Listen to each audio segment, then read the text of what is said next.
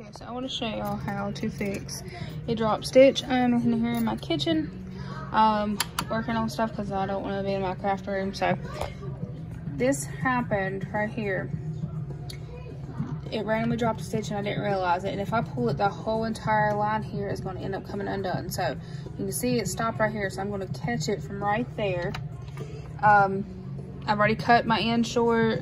I did 70 rows, but of course 71 because I cut it, went around one time, and now I'm going to take my needle and cast off of all the pins. But I'm going to go get my crochet hook, and I'm going to come back and I'm going to show you how I'm going to fix this right here. So I just grabbed my good old trusty crochet hook, if it'll focus on it, which it's not going to. It's not one to. There we go. It is an H hook, 5mm, nothing special. But what I'm going to do is I'm going to show y'all. You can see my little ghost in the background. I'm going to show y'all how I do this. And let me pick. The machine was pretty stuck onto. Oh, goodness gracious. It's pretty stuck to my stove. That's why I like doing it in here in my kitchen, because my stove is a glass top. And it holds the machine better, so hopefully y'all can see this.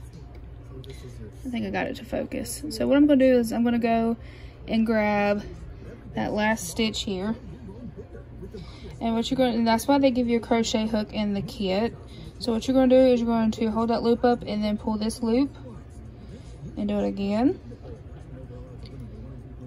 And again. Oops. And it shouldn't matter what this looks like because it's going to be on the inside of a hat or the end of an ear warmer or whatever you want it to be. But I'm just going to continue to pull it up like that until I get all the way to the top. Even though it didn't drop no stitches down up here, I'm just going to continue to pull it all the way up. Oops. See, gotta be careful. And this yarn's really soft too, so it's a little hard to pull it and keep a hold of it.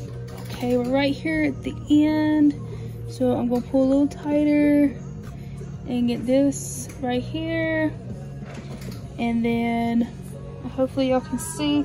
I know it's getting a little bit harder to see, so what I'm gonna do is drop it down onto that pin here and show you what it looks like. Okay, so this is what it looks like. Let me turn it down. So what I did is I just grabbed that stitch and just pulled it through each other all the way up here to the top here to that pin. So now whenever I take my string here and my needle, I can just grab it up and it should be fine with no issue. So I wish I would have caught it sooner, but it shouldn't matter. You shouldn't see that. I'll come back and show y'all what it looks like once I got it all casted off and all that good stuff. But hopefully this helps. If you happen to drop a stitch and you catch it quick enough that you can do that to it. See, I pull on it and it's not dropping anymore, so it's fine. So yeah, problem solved for the most part. I'm coming up on the drop stitch here that I fixed. I'm going to show y'all how simple it is when you're casting it off. You just simply put your needle under that stitch there, pull it through, put your needle under the stitch, pull it through, and it's hard to do this one-handed, so I'm going to kind of hold this down, pull some of this slack yarn through. Okay, same thing, put it under the stitch, and I like using these metal needles because they're small enough to go directly through the pin here and pick up the yarn just like that. See, and I picked it up with no problem. And it does better if you while you're doing this, if you kind of hold down on the next little stitch over here, just so it doesn't pop up off the pin, because if it does, then it can become aggravating. But simple as that.